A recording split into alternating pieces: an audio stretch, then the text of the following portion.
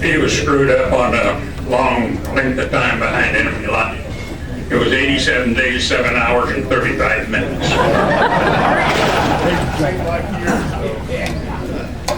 And it was quite a deal. That was the crew.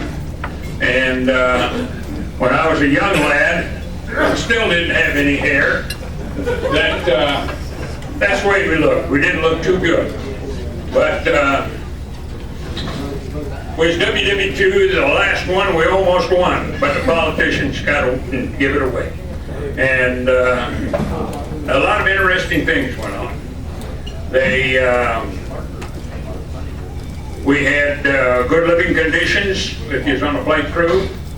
You had 2 ounces of Gibson's 100 proof rye if you got back alive from the mission that night.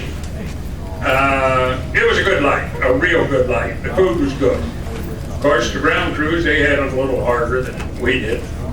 But the infantry, they slept in the mud and rain, and they took a lot worse abuse than we did. How many people was in World War II? Would you stand up? Holy God! All right, how many is veterans in? Up to date. Stand up, don't be ashamed of it.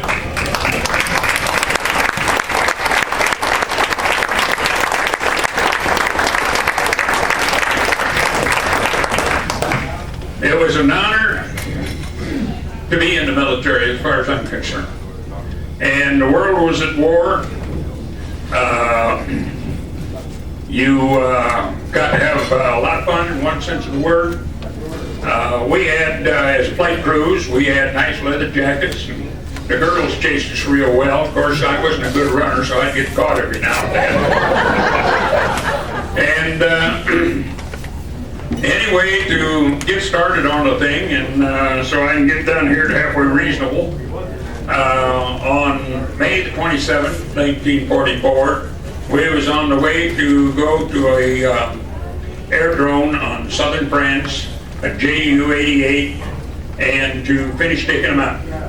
And we was carrying 16,000 pounds of, our group was carrying 16,000 pounds of 20-pound frags. And it was going to make one of the goddamnest messes you ever seen in your life. So anyway, we went in, we got hit, and when the thing is over here, probably we'll go down through some of these slides, and I'll point out another aircraft took our picture. We got a nice ball of fire up underneath the wing. It was a fine, warm fire. And then I'll show you the pictures of the way a B-24 looks when it gets on the ground. I was on B-24s. There was a big rivalry between the B-17s and the B-24s. And we called the B-17s the 2Bs. To be here when we left and to be here when we got back to make motion pictures. Of course, they called us the pregnant whale because our belly hung down like that on the 24. But they all took a good beating. And we got hit bad. Pilot hollered, "We're on fire." I was knocked against the side wall. I had my pants torn apart on the leg and bleeding good.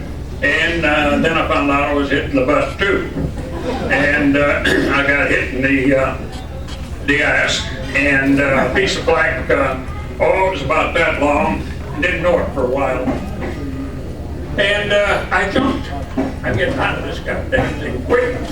So we got all men out. We got 10 of them out of our aircraft.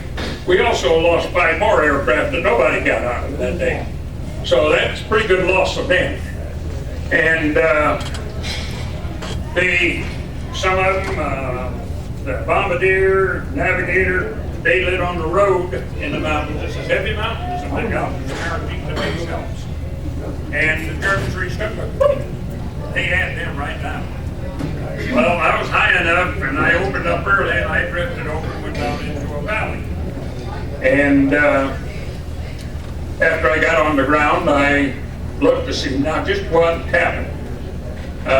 My leg was laid open to a certain extent, but not serious. But this piece of steel up my hind end, that did not feel good.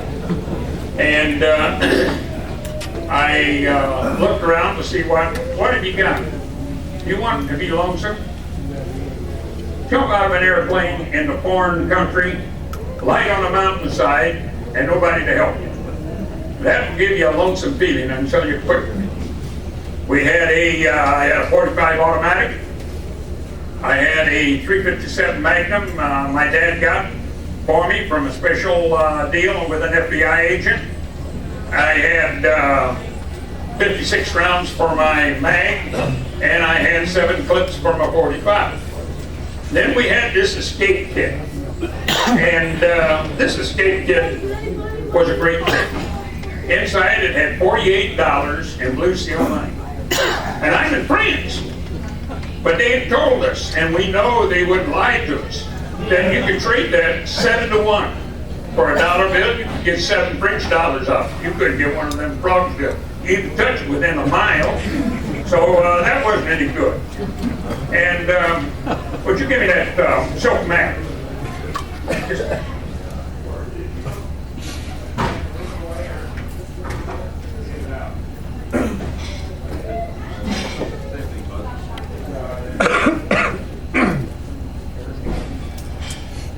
Yeah, just, oh yeah, just a whole mat now.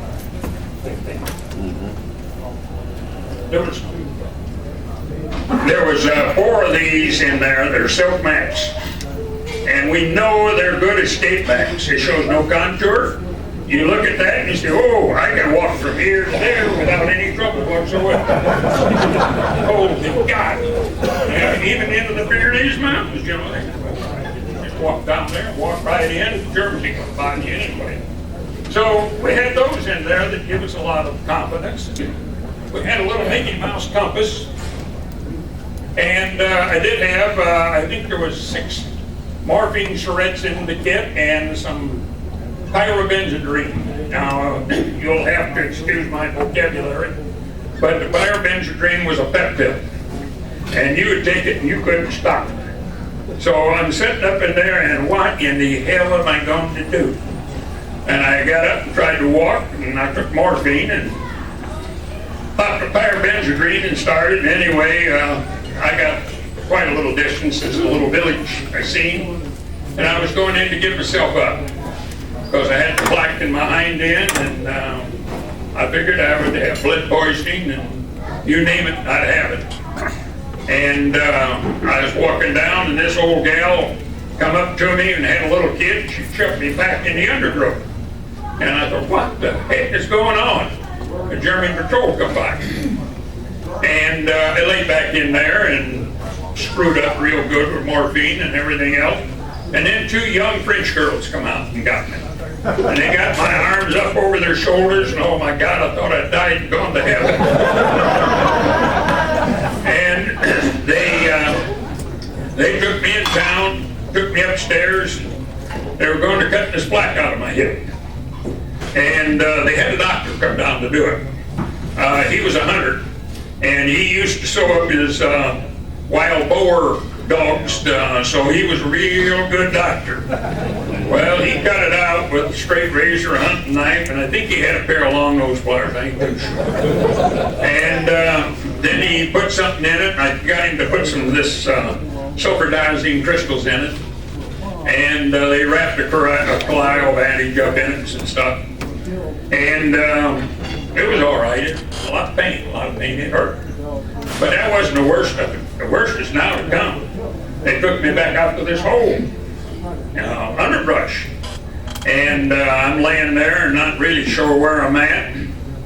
And pretty soon a Frenchman shows up on a motorcycle with a sidecar. It's a stolen German motorcycle. I pulled down on him. Somebody said, no, no. And that was Edouard Pommier.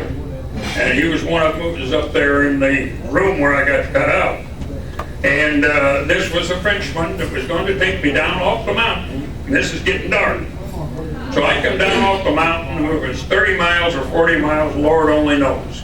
All I know is the most dangerous thing I've ever done in my life. And that is come down off that mountain with that Frenchman drunk riding a motorcycle.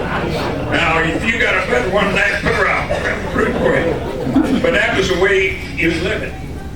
And I got down, I got connected in with the French Underground. The French Underground is not like you generally hear or see. There are splinter groups. There's the FFI, French Forces of Interior, but there's a communist branch, a fascist branch. Oh Christ, they got about 5 branches in there. Then there's another bunch out there, and they were the Maquis, and that is mountain fighter. And they were mean people. So anyway, they got me some clothes. I had a nice pair of gray colored knickerbockers and a black shirt and a suit coat. I looked real sexy, I can tell you. And we started out. Now, the thing is, you've got to realize and put yourself in my position. How honest are these people, and what are these people going to do with you? And so my system that I used all the time was there. I would be with them 2 to 3 days, and I'd split and get out of there. Because they're going to turn you in, somebody's going to turn you in. And the Maquis were a lot better, but you still didn't stay too long. I've got some pictures here in with this stuff that shows you some of the hiding places we hit. And jumping around with no, this is not my thing here, so I don't have a floor plan to go by. The place that I went, they had an old house, and they put me in there, kept me a couple, 3 days, give me some food, and then moved out.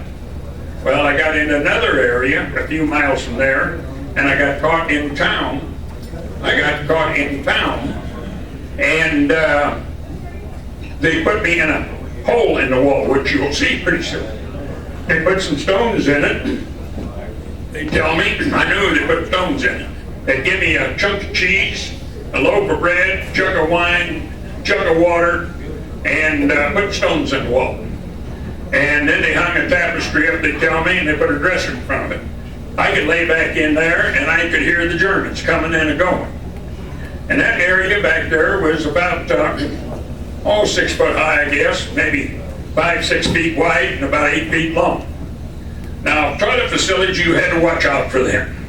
Kind of, you know, where's it at now? And I spent about 2.5 days in there. Then they took it out, and I left. I went from way down in southern France, down along the coast, north, and they had a good system to move. They had a courier. You'll see eventually, you'll see a courier about a little girl about so big. They give her a knapsack, alpine bike, and I follow the alpine bike. And you never got close to her. You stayed way away from her. And you always followed the alpine bike. She would sit the alpine bike down. She would take off. And then somebody picked the alpine bag up, maybe in a few minutes, maybe it'd be an hour before they picked it up. Then you follow the alpine bag again. You would see somebody come down and look around, and they're kind of watching you. And you was sitting there, and you had a rag, and you had rag wrapped up, something like that, around your hand like it was smashed. Well, that was the signal. I'm the one that follow the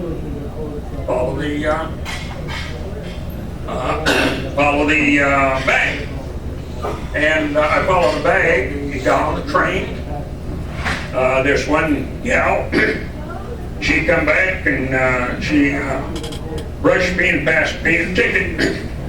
I got on the train, she went to one end, I sat on the other end. I had German papers that I was a Swiss, and I was crippled. Of course, with that plaque and the hole in me, that